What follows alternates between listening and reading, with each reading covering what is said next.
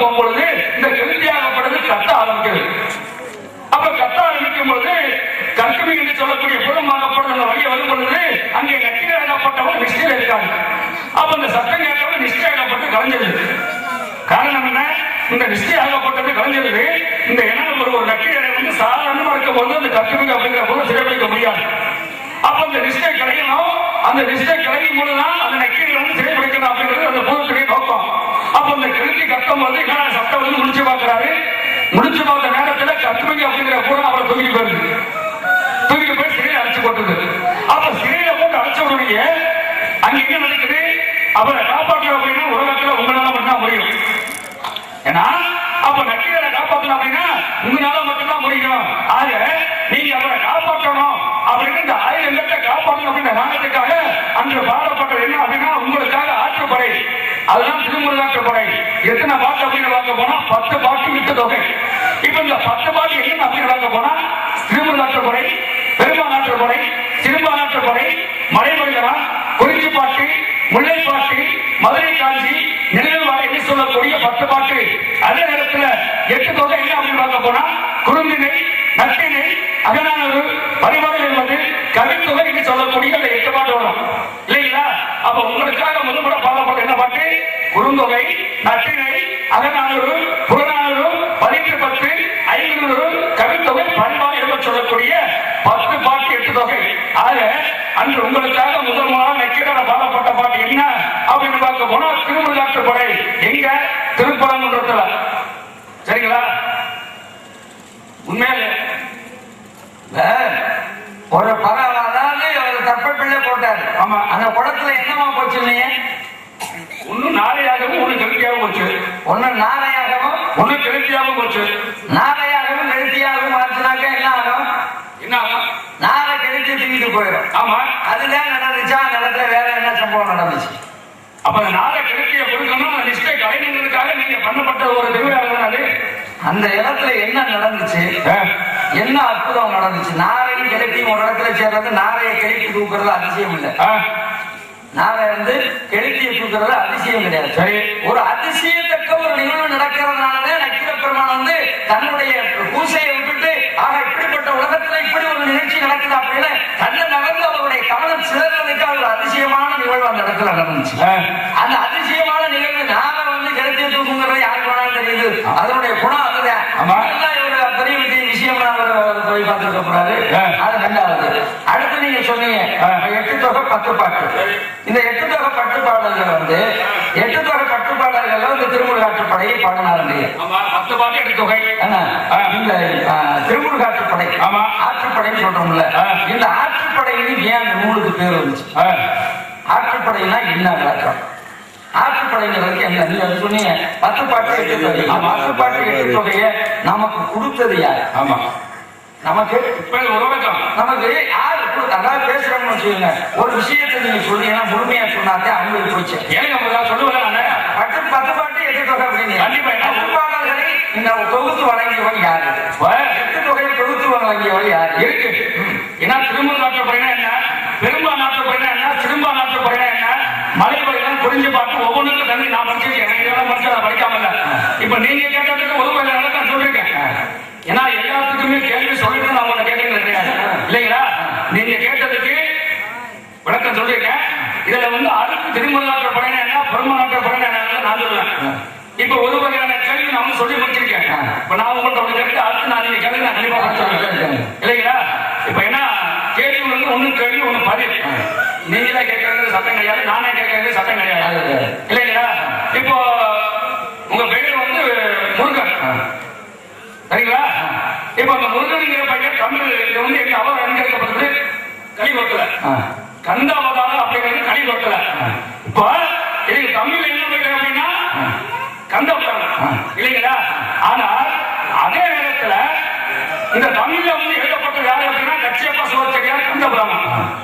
ஆனா வடமொழியில வந்து இந்த கந்தபுராணம் ஆகப்பட்டது இதே வடமொழியில பெயர் இருக்கு இல்லைங்களா? இந்த கந்தபுராணம் வந்து வடமொழியில பெயர் இருக்கு. அதுக்கு என்ன பெயர்? அதுக்கு எத்தனை காண்டம்? அந்த காண்டத்துல எத்தனை காண்ட பெயர் என்ன வடமொழியில? அங்க எழுதப்பட்ட பெயர் என்ன? தமிழ்ல வந்து எழுதப்பட்டது கச்சியப்ப சிவாச்சாரியார். கச்சியப்ப சிவாச்சாரியார் வந்து எழுதிருக்காரு இங்க 6 காண்டம். அதே நேரத்துல வடமொழி என்று சொல்லக்கூடிய சமஸ்கிருதத்துல அந்த 6 காண்டத்துடைய பெயர் என்ன? அங்க அதுக்கு இங்க வந்து கந்த புராணம், அதுக்கு அங்க என்ன பெயர்? அங்க எழுதப்பட்ட அந்த பெயர் என்ன? சமஸ்கிருதத்துல கந்த புராணத்தை யார் முதல்ல எழுதுனது அப்படின்னு கேட்கிறீங்க. சமஸ்கிருதத்தை முதல்ல வடமொழியில எழுதியவர் யாருனாக்க வேதவியாச பெருமான் எழுதினார். வேதவியாசருக்கு வேதவியாசருக்கு ஏன் பேர் வந்துச்சு? வேதங்களை இதுவரைக்கும் எத்தனை பேர் வகுத்திருக்காங்க? இதுல இப்ப எழுதின இதுவரைக்கும் எத்தனை முறை வேதங்கள் வகுக்கப்பட்டிருக்கு சொல்லணும். இப்ப நான் கேட்டதுக்கு பூரா நீங்க முழுசா பதில் சொல்லல. நான் சொல்றேன் முழுசா சொல்லிருந்தீங்கன்னா நான் முழுசா சொல்லிருக்க முடியாது. நீங்க முழுசா சொல்லுங்க அப்படின்னு கேட்கலாம். வேதவியாசர் இப்ப வளர்த்தாரு 18 புராணங்களை. ஆனா முதல்ல இதுவரைக்கும் வேதங்கள் எத்தனை முறை வகுக்கப்பட்டிருக்கு? ஏன்னா உங்களுடைய சம்பந்தப்பட்டது உங்களுக்கு தெரியாது இல்லை. அதனால நான் என்ன சொல்றேன், இதுவரைக்கும் வேதங்கள் எத்தனை முறை வகுக்கப்பட்டிருக்கு? இதுல நீங்க ஒரு கேள்வி வைக்க, நான் ஒரு கேள்வி கேட்கிறேன். பகவத்கீதையை உங்க பார்த்தேன், கண்ணனுக்கு உபதேசம் பண்ணாரு. பகவத்கீதை எந்த இடத்துல இடம் பெறுது? நூல்ல எந்த நூல்ல எந்த இடத்துல இடம் பெறுது? மொத்தம் எத்தனை ஸ்லோகம்? யாரால் கூற்றாக எத்தனை ஸ்லோகங்களை கண்ண பரமாத்மா சொன்னாரு? யாரு அந்த காரணத்தை கீதையை உபதேசம் செய்யும் போது அர்ஜுனனுக்கு உபதேசம் பண்ணாரு? மொத்தம் எத்தனை பேர் கேட்டாங்க? கேட்டவங்க எவனுக்கு முழுமையான அர்த்தம் புரிஞ்சுக்கிட்டவே யாரு சொல்லுவோம்? அதாவது நீங்க வந்து என்ன சொல்றதுன்னா அடுக்கு மாதிரி அடிக்க போறீங்க. நான் அந்த வழிக்கு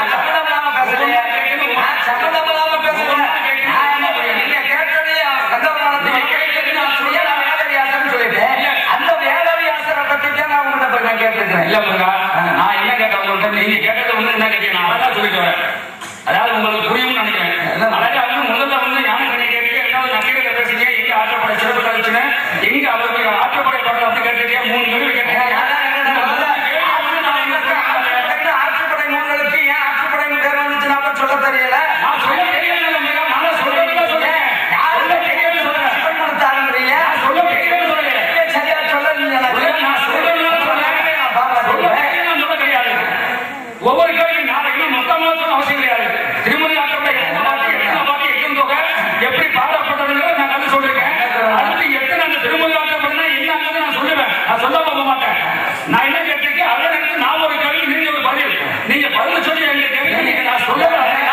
நான் சொல்லுவேன் அப்படின்னு நீங்க என்ன சொல்லுவேன். நீங்க வந்து முழுமையா நீங்க சொல்லியிருந்தீங்கன்னு வச்சுக்கோங்க, நானும் முழுமையா சொல்லுவேன். கந்த புராணம் வந்து மொத்தம் எத்தனை ஸ்லோகம், எத்தனை லட்சம் ஸ்லோகம் அப்படிங்கிறது தெரியாம கண்டிப்பா விடிய அதுதான் பேசுவோம். விடிய அதுதான் பேசுவோம். கருத்தை கிடையாது. நீங்க கேட்ட கேள்விக்கு கண்டிப்பா நான் பதில் சொல்லுவேன். சொல்லாம நான் போனேன் அப்படின்னா நீங்க என்ன சொல்லுங்க நான் ஏத்துக்கிறேன். சரிங்களா? நீங்க கேட்ட கேள்விக்கு நீங்க இதுக்கு பதில் சொல்லிட்டு மீண்டும் நீங்க என்ன கேட்டீங்க? கந்த புராணத்துல எத்தனை ஸ்லோகங்கள், அதுக்கு திருமணி அப்படின்னா எத்தனை என்ன அப்படின்னு கேட்டீங்க. 18 புராணத்துல அதிகமான ஸ்லோகங்களை கொண்ட நல்ல புராணமாக கந்த புராணம் தான். நான் சொல்றேன்னு சொல்லுங்க. கந்த புராணத்திலே அவ்வளவு அதிகமான ஸ்லோகம் கிடையாது. கந்த புராணம் தான் 18 புராணத்திலும் பெரிய புராணம் கந்த புராணம் தான். நான் தான் சொல்றேன்னு சொல்லுங்க. நான் அதை கேட்கவில்லை. நான் என்ன கேட்கிறேன்னா வேதவியாசர் புராணங்களை வகுத்தாரு, வேதங்களை வகுத்தாரு. வேதங்கள் புராணங்கள் இதுவரைக்கும் எத்தனை முறை வகுக்கப்பட்டிருக்கு? நான் அதான் சொல்றேன்னு சொல்றேன்.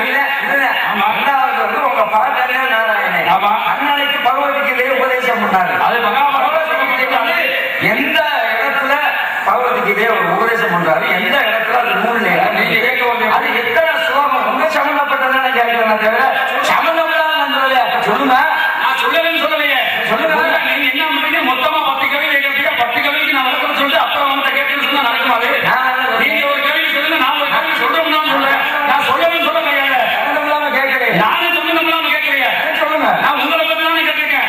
வடமொழியில கந்த புராணத்துக்கு எத்தனை காலம், அதுக்கு என்ன பெயர், அதுக்கு என்ன பெயர், அது எழுதப்பட்டது வடமொழியில யாருன்னு கேட்டிருக்கேன். வேதவியாசர் எழுதினாரு. எப்படி சம்பந்தம் இல்லாம இப்ப நீங்க சொன்ன மாதிரி நான் சொன்ன 2 கேள்வி, அதாவது பஞ்சபாண்டவர்கள் கோயில் இருக்க தவறான இருந்து பேசக்கூடாது. அதாவது இன்னும் மரியாதை இருக்குன்னு சொன்னீங்க. நான் ஏற்றுக்கிட்டேன். ஏன்னா நீங்க படிச்சிருக்கீங்க. உண்மையாலுமே நீங்க பெரிய ஆளா அஞ்சு சொல்ல தெரியாது. எனக்கு தெரிஞ்சு நான் படிச்ச புக்கில் உலகத்துல 2 இடத்துல இருக்கு நான் படிச்சிருக்கேன். ஆனா நீங்க புதுக்கோட்டை மாவட்டத்தில் ஒன்று பார்த்து நான் புதுக்கோட்டை சங்கம் தான் நான் பார்க்க கிடையாது. நான் சொல்ல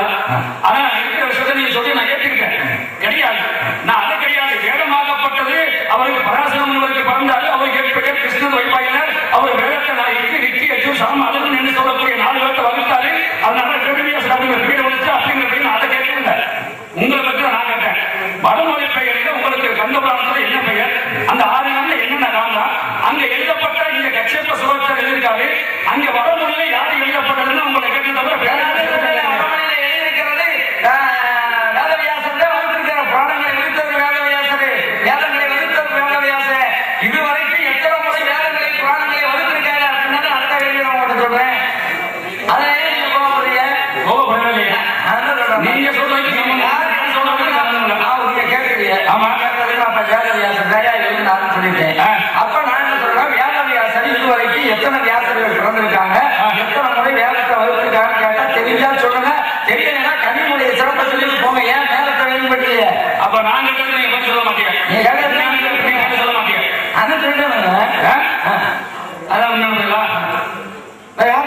எல்லாமே வேற வந்துட்டாங்களா? அடுத்து நீங்க நாளை புதுசா கேட்டு பாருங்க, யாரு கேட்டுங்க சரிங்களா? வடமொழியில யார் வகுத்தா எனக்கு என்ன கேட்டு வேற யாரும் கேட்டு பாருங்க. கண்டிப்பா அடுத்த பேர் வந்து நம்ம பேசுவோம் சரிங்களா? நீங்க எப்ப வேணாலும் பேசுங்க. கண்டிப்பா இப்ப கண்ணியனுடைய சிறப்பு சொல்லுங்க. கண்டிப்பா நான் சொல்றேன். அடுத்த மாதிரி நீங்க பார்த்து நீங்க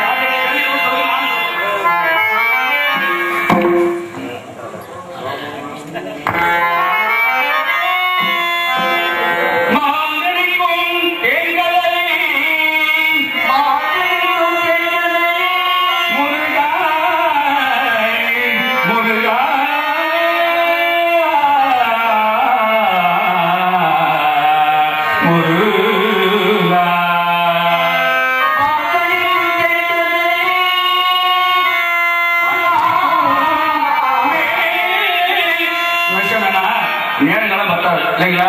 மணி 4 ஆயிடுச்சு. அதனால 100 பாட்டை சுருக்கமா அமைச்சுக்கலாம். வங்கலிக்கும் முருகா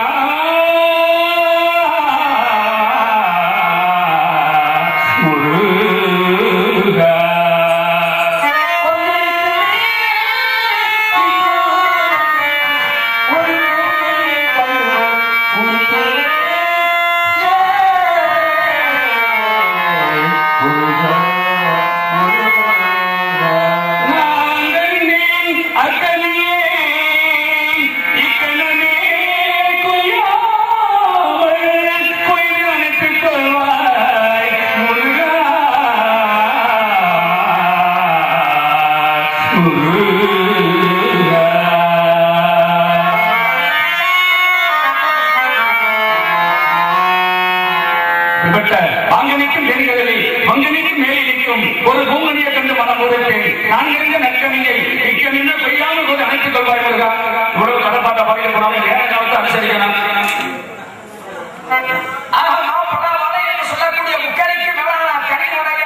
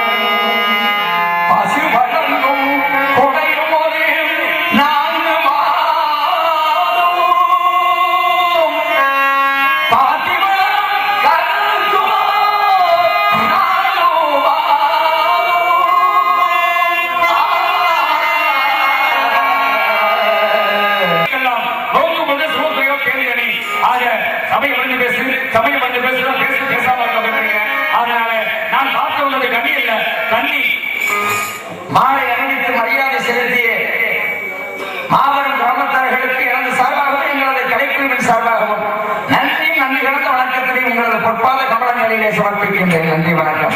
ஆக கண்டது கண்டல்ல கண்ணி அண்டவழி ஆகவள் அவள் வழி வள்ளி வள்ளி ஆமாம் கண்ட வள்ளி ஏன்னா அமிர்த வள்ளி சுந்தர வள்ளி அது அன்று தெய்வனாகப்பட்ட தெய்வம் செல்லும் தெய்வ அணையை திருப்பரங்குன்றத்தில் மனமுடிச்சிய சுந்தரவள்ளியை சொல்லக்கூடியவர் சிற்றூர்ல வள்ளி என்று சொல்லக்கூடிய பேரில் சின்னப்படி காத்துக் இருக்கிறார்.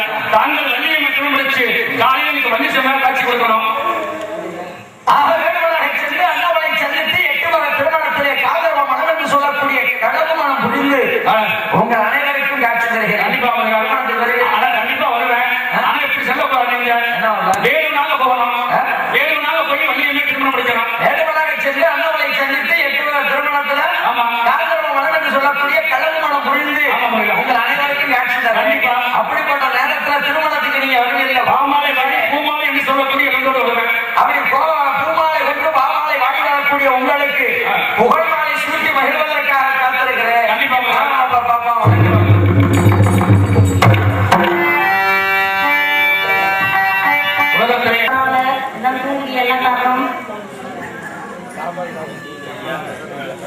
செலக்ஷன் பண்ணிட்டு போறாரு.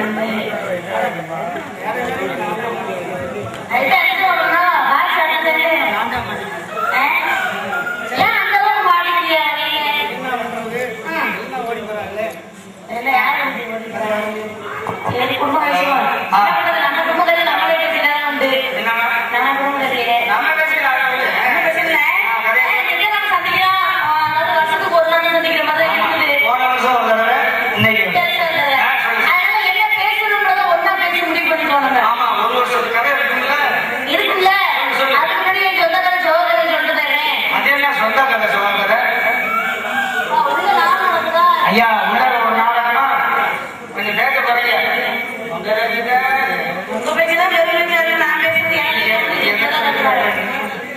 ஹலோ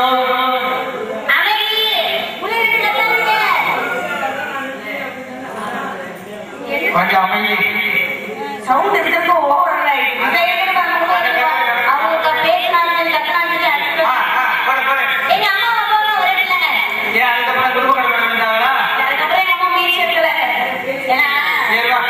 அந்த நாடகத்தை பார்த்து ஏன் உள்ள கொஞ்சம் அமைதியா இருக்காங்க. மைக் கூட வச்சுக்கோங்க. கொஞ்சம் அமைதியா இருக்கு.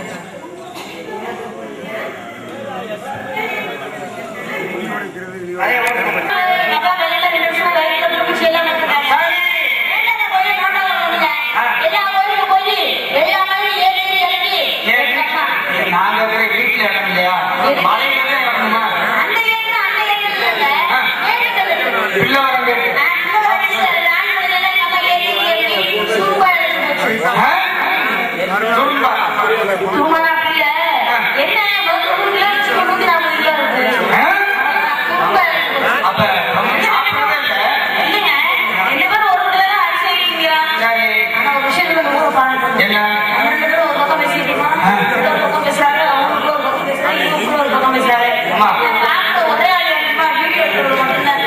அவர் பாக்குறாரு இல்லையா? ஐயா ஒரு அண்ணா நாங்க உன்னிப்பா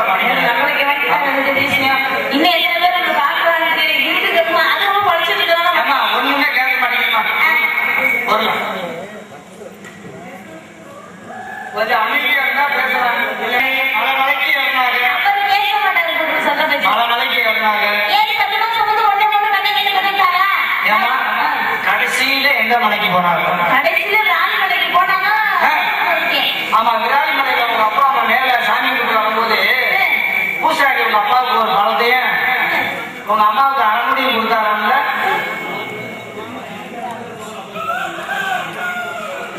லட்சுமணன் அண்ணா எங்க இருந்தாலும் அது மலையில இருக்கு. அம்மா அரைமுடிய மாத்திச்சாங்க. அந்த மூடியை மறைச்சு வச்சு கூட எப்படியோ அவங்க அம்மா மேல தாண்டி உங்க அம்மாவும் தொடர்ந்து கட்டி பிடிச்சி உருண்டு அடிவாரம் வந்து அதுக்கு பிற்பாடுதான் உள்ளவருமே ஏதாச்சாங்க. கேள்விப்பட்டேன்.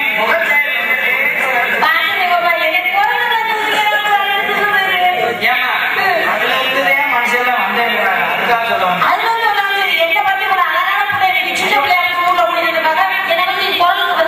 சொல்லுவோம் அப்படி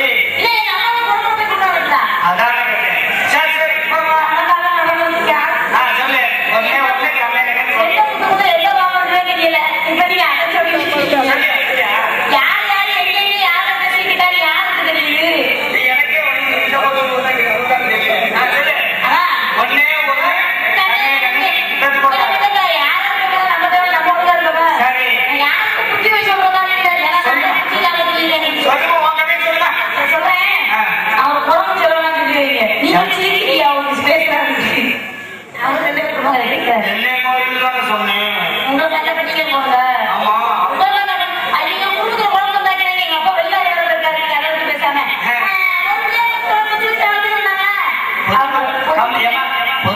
கம்பெனி போட்டு வளர்த்தாங்க.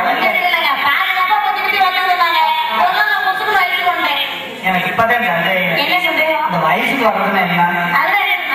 ஆமா தெரிஞ்சுக்கணும். வயசு பிள்ளைகள் கேட்டு தெரிஞ்சுக்கணும். எனக்கு 18 வயசு நடக்குது. ஆமாமா இவர் இந்த விஷயத்தை சொன்னதுக்கு அப்புறம் உனக்கு சந்தேகம் வருதா? எங்க அம்மாவை போய் கேளு, மேல இருக்கு.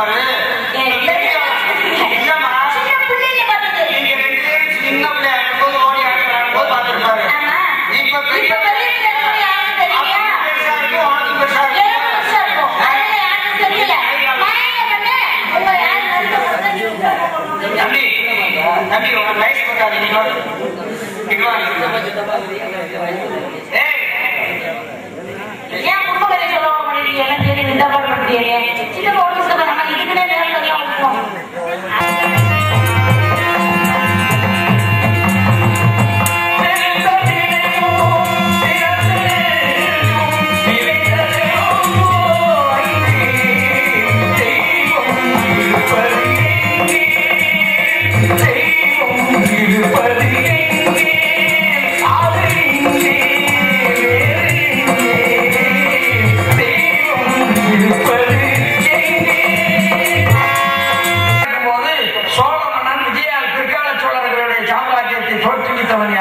விஜயாலய சோழன்.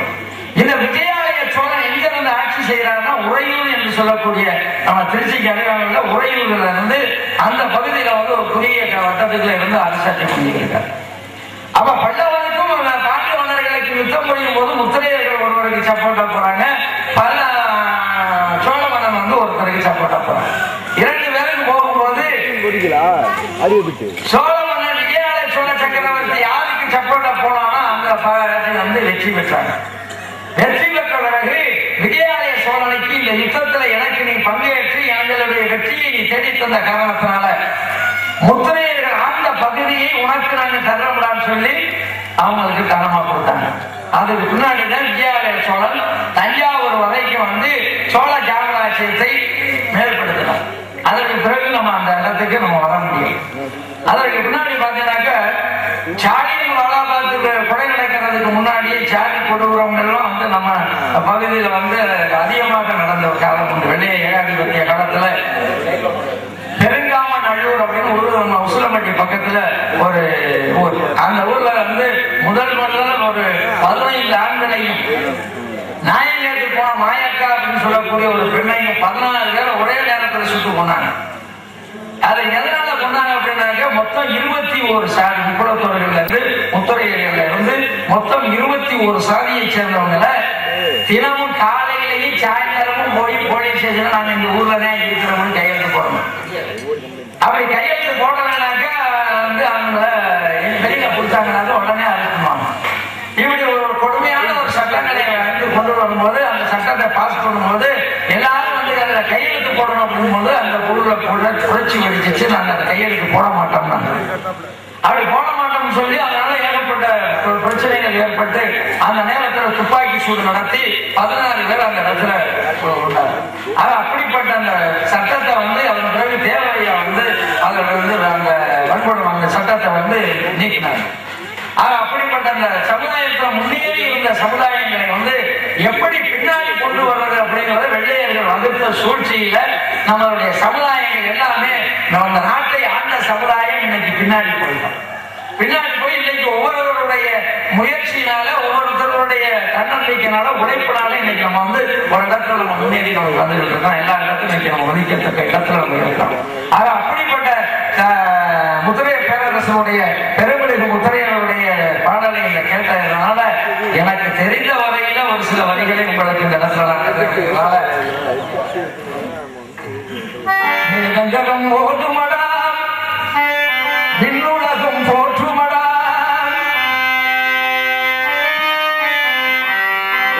முத்திரையர் பேரு சொன்னால் வீரமிழைந்து துள்ளுமடா வீரமிழைந்து துள்ளுமடா வேதங்களும் போதுமடா விண்ணுலகம் போற்றுமடா வேதங்களும் போதுமடா விண்ணுலகம் போற்றுமடா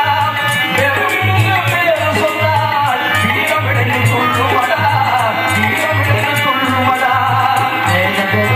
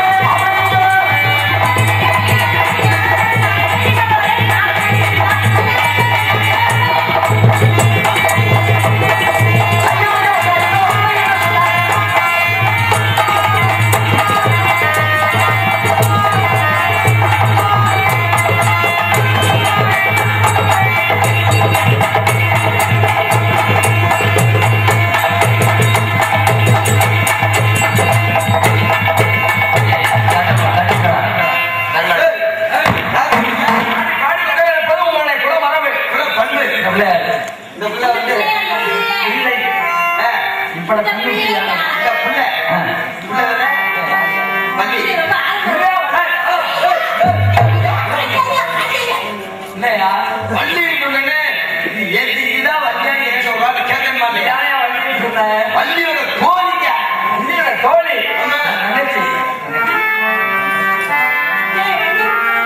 ஏன் நினைச்சியா என் நினைச்சு என் பொண்டாட்டியா இல்லையா உன் பொண்டாட்டி எனக்கு தங்கச்சி இல்லையா இல்லையா நான் சொல்ற கேட்யா வள்ளி சொன்னா கட்டிட்டு வரீங்க தங்கச்சி சொன்னாலும் இப்படி கட்டிட்டு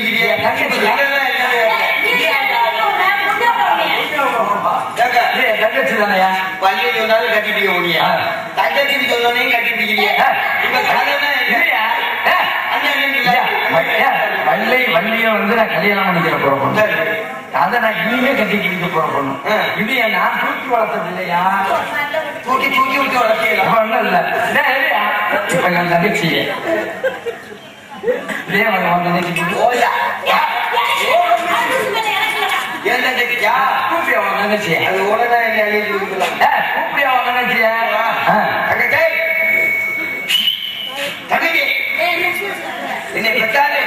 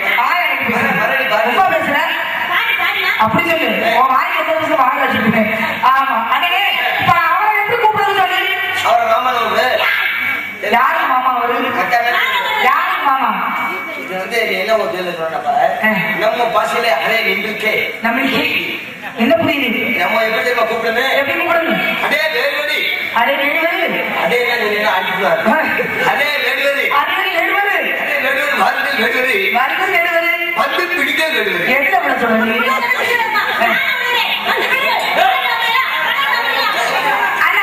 சாப்பிட்டு சாப்பிட்டு பழம் போல சின்னதா வச்சு ரொம்ப கொடுத்துட்டீங்க. அன்னைக்கு வாங்க, இப்ப நான் வரவேற்பு கொடுக்குறேன். நீங்க சொல்லி கொடுத்த மாதிரியே கொடுக்கலாம். நல்லா இருக்குல்ல? வருக வேடுவதி வருக.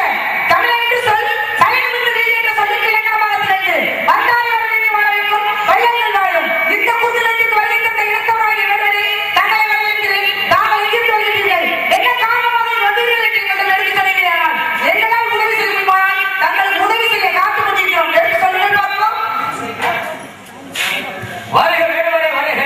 என்னை அன்போடும் பண்போடும் பாசத்தோடும் வரவேற்றிருக்கக்கூடிய தங்கள் கொள்கை ஜீவமாய் கோபுர கலசமாய் ஐநூறு சொற்களால் ஆராதிக்கப்படும் அழகுமணி கோவிலாய் குங்கும சாண்டிலை குறைத்தெடுத்த தங்க விக்கிரமாய் மைகளை பொழுதாய் வரலாற்று வசந்தமாய் தாங்கள் இன்னாலும் என்னாலும் வல்லாயிரத்தாண்டு எல்லா வல்லந்த அருள்மிகு சித்தி விநாயகர் நெடுங்குடி கைலாசநாதர் படிக்காசநாதர் பிரசன்னநாயகனுடைய அருள் பெற்று வாழ்க வளமுடன் என்று வாழ்த்தி இந்த காலை இருந்து எனது பணிவிடைகளை முடித்து வேட்டைக்கு கிளம்பினேன். அவை வேட்டையாடி வருகின்ற மார்க்கத்திலே வேட்டுமலை சார்ந்த ஓரத்திலே ஒரு அழகான மான் ஒன்றை கண்டேன். மானை கண்ட நேரத்திலே மானை பிடிக்க வேண்டும் என்று ஆசை கொண்டு மானிடம் நெருங்கினேன். மானாகப்பட்டது மறந்து ஓட மானோட ஓடி வரக்கூடிய நேரத்திலே மானாகப்பட்ட இந்த வனத்திலே புகுந்து விட்டது உங்க அண்ணன் இந்த இடத்திலே என்னை தடுத்து நிறுத்துகிறார்.